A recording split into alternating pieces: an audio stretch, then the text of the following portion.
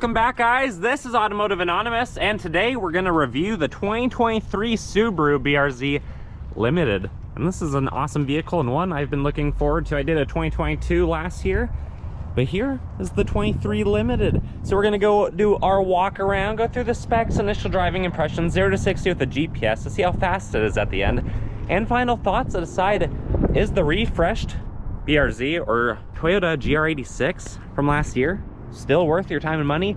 We're gonna find out. And big thanks to Twin Falls Subaru in Southern Idaho. I'll link it below if you're interested. Let's move on with our review. I can tell you right now that the crystal white pearl is not given its due justice on camera. It looks fantastic in person, a lot of crystal.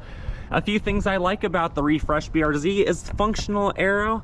It has a front lip, functional aero right behind the wheels, little spoiler, ducktail on the back, shark fin antenna. Honestly, in my opinion, it looks so much better than the first generation, which spanned from 2013 to 2021. So the 22s and 23 BRZ GR86 seriously is a nice upgrade.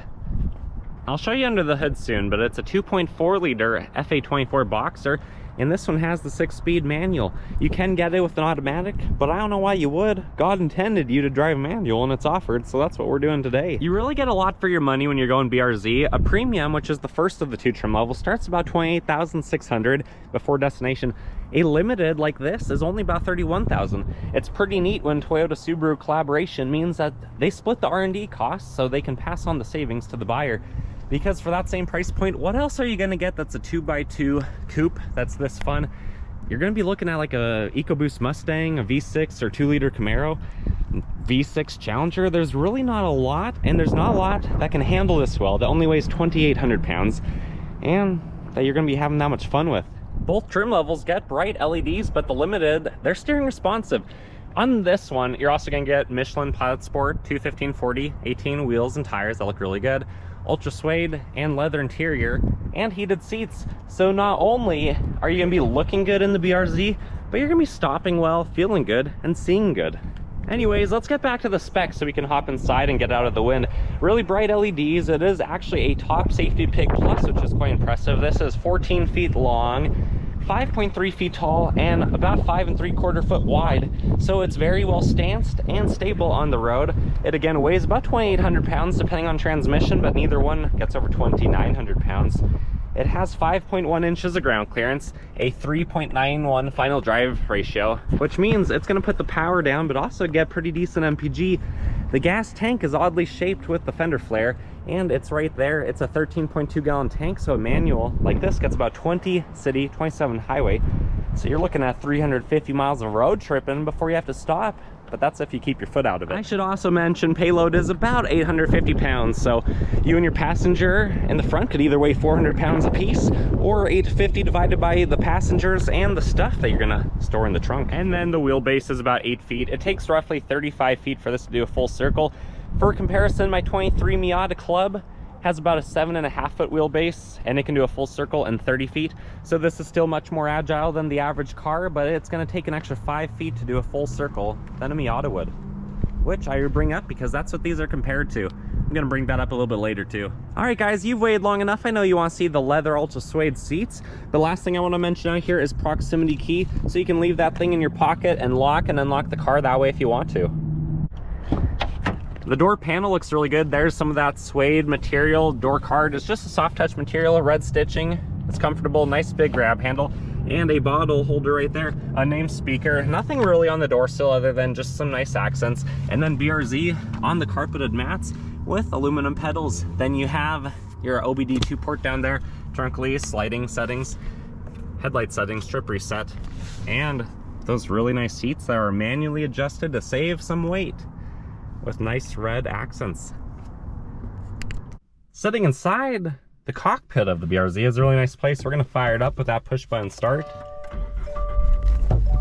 BRZ in the center of the display. You can see it's a Boxer layout. The wheel is leather wrapped, feels really good. If you go through the middle, you can see some extra options like tire pressure and run time and MPG, things of that nature. But we're gonna leave it on voltage and oil temp. Otherwise, it's comfortable. The armrest is actually where it should be. The controls are out of the way, but easy to get to. And just some really cool styling in here. You do have an 8-inch screen. No CD player or anything though, but it does have Android Auto, Apple CarPlay. The shifter is easy to use. Very short, you can probably hear the notchiness, or pull it up and over to get into reverse. Trajectory lines do move. It's a full-size screen for that rear view, which is fantastic. And then these climate controls are really cool. Toggle switches, auto, on off, AC, max AC, things like that. E-brake on the driver's side where it belongs, and then you have traction control on or off, and then track and traction control off right there.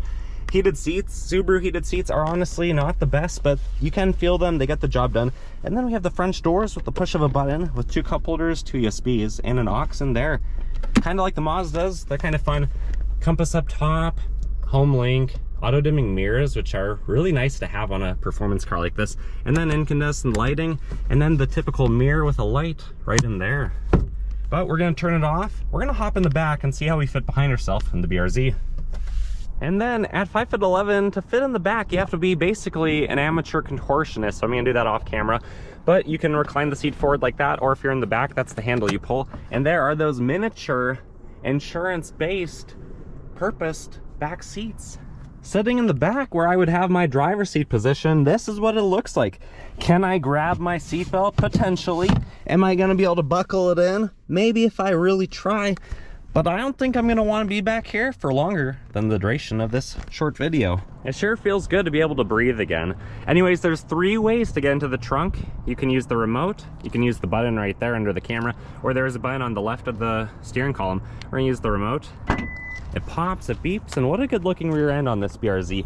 Back here you have about 6.3 cubic feet of room, but you can drop the seats and fit some tires if you're going to the track and you need to switch them out. Otherwise, you have a fix-a-flat kit and some extra tools down here with some storage. What are you guys hiding? Comment below.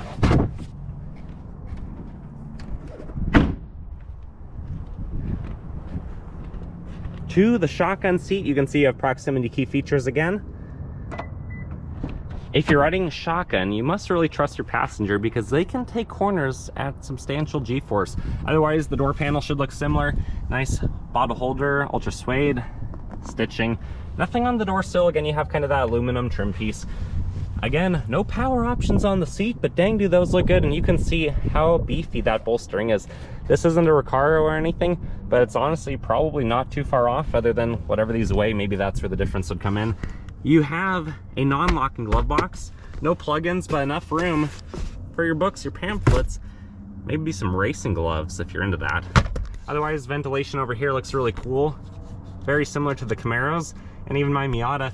But let's go around, pop the hood, and see what that 2.4 liter naturally aspirated Boxer looks like that a lot of us wish were in other Subaru models. So pop the hood. Subaru Boxers are well laid out, and this one is no exception. You can see all the reservoirs are up top, easy to get to. The alternator is literally right there, the easiest thing to change. The oil dipstick, oil filter, oil fill, induction, the filter, throttle body, and then the runners for the intake manifold. And then you can even see the block and read its block numbers right there. So this is a really cool setup. You can then see the manual transmission behind if the shadows don't interfere too poorly. But this makes 228 horsepower at a whopping 7,000 RPM, and it revs to 7,500 RPM. But you also get 184 pound-feet of torque at 3,700 RPM. So you don't have to rev it out too high to feel the torque. Around town, it feels very punchy, very sporty. But I think it's time that we drop the hood, teleport to the road, take it for a drive.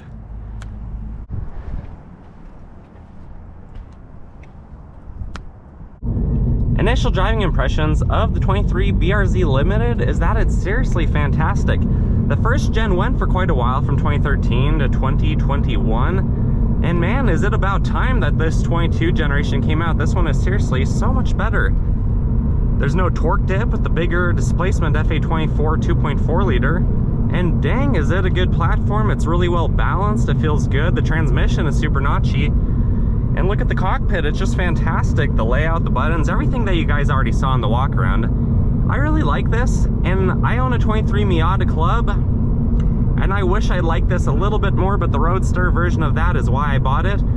But anyways, back to the BRZ. Visibility is decent. It's not fantastic, but it's good enough. Those side mirrors do a really good job. And you have back seats, so you have extra storage for your stuff. The seats are comfortable. They are more bolstered than something like a Miata. They're not too aggressively bolstered that it's going to be hard to get in and out of, but they are bolstered well enough that they're going to hold you in place when you're going around corners and turning and things like that. Insulation to the car is decent. The speakers are just average on this one. You're probably going to be listening to that Boxer engine more than anything else, and if you get an aftermarket exhaust or something like that as well. It's seriously just a hoot driving it on the road. You know, the wheelbase around 8 feet. It does pretty well. It feels pretty stable, has about 5 inches of ground clearance, so you can do what you need to do. Turning circle, full circle is about 35 feet, so that's about 3 or 4 feet better than normal Subaru crossovers, but about 5 feet longer than a Miata, which I'm gonna probably keep referencing just because I have one. And the internet keeps trying to compare the BRZ or the GR86 to the Miata, because they're both about 30 grand. And they're both 10 out of 10 levels of fun. This is seriously such a cool platform though. I like all the extra features you get with home link, dimming mirrors, the compass, you know, all those Subaru features. But then you have Toyota engineering and some of the reliability that also comes with that. This Boxer engine is really good. It's really responsive. If you're just going all out in a straight line, like you'll see our 0 to 60 soon, it's not going to be as fast as some of the competition like an EcoBoost Mustang or a V6 or a 2-liter turbo Camaro. But on the twisties, it's going to be really fun. It handles really well. And I'll show you a light getting up to speed video in just a second. The red stitching, the red accents in here are really cool. This collaboration is a great job, and part of the reason why this is a little bit less expensive than something like a Miata. Even when you granny shift, it still is really good. Gets right up to speed. Sounds good. Wind and road noise, we have about 15 mile/hour wind today with gusts into the 20s, and honestly, it sounds pretty good. It's insulated, I would say, nearly as well as like a Crosstrek or an Impreza. It's not as bad as a WRX, but it's not as good as an Ascent or a Forester.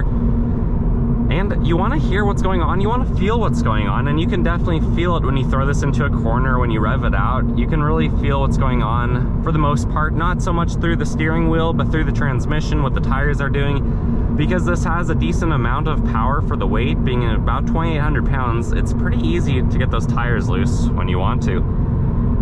Overall, I think you guys absolutely need to test drive one of these because they're so fun. There's not a lot of cars that don't have too many sacrifices for practicality anymore. That's where all those performance SUVs have come from. We need more coupes and more roadsters and more things like that that people can afford as a hobby, as a recreational vehicle. Heck, you know, some of those off-road side-by-sides and stuff cost more than a BRZ these days. But you can have so much fun with this with, you know, over a 6 cubic foot trunk. You can actually get the groceries, you can do things, you can even have some light, small track tires in the back. You can really do a lot of good stuff with the BRZ. So if you like fun cars, like this video. Otherwise, we're gonna get to our 0 to 60 because I want to see how fast it is in our Element. 0 to 60 in the 23 Limited BRZ is gonna be good. We are in track mode with traction control off. Density altitude today is about 3,000 feet, so this vehicle is down on power, about 11%, keep that in mind. I'll verbalize the true 0 to 60, and then the bottom left graph to follow shows without the foot overall. That's the way the magazine would have rated the exact same run. Let's go.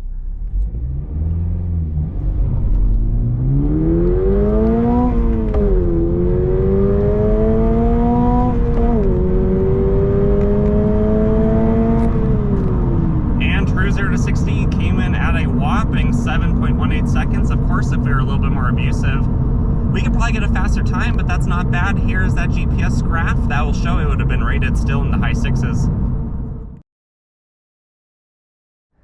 My final thoughts of the 23 Limited BRZ is it's a phenomenal vehicle. It's kind of interesting that this isn't the popular one because it only sold about 3,300 units last year for its refreshed forthcoming year. Meanwhile, the Toyota Twin, that must have been the popular one in high school, got over 11,000, so it basically got 4 times the attention. But the lines of them are basically identical. There's only subtle differences in what the driving experience would likely be. And for the value, the collaboration, the cheap price, where, you know, the competition is like a low base level of a lot of other cars, you're really getting a good value. It doesn't even have fake ventilation and fake air like a $60,000 Supra has. Honestly, guys, I've had a turbo 2.4 Subaru for a while now. I do think these 2.4s are a great engine. And honestly, it's really fun to drive. I strongly recommend you guys check one out. Go find one, get some seat time in it. They're really a cool value.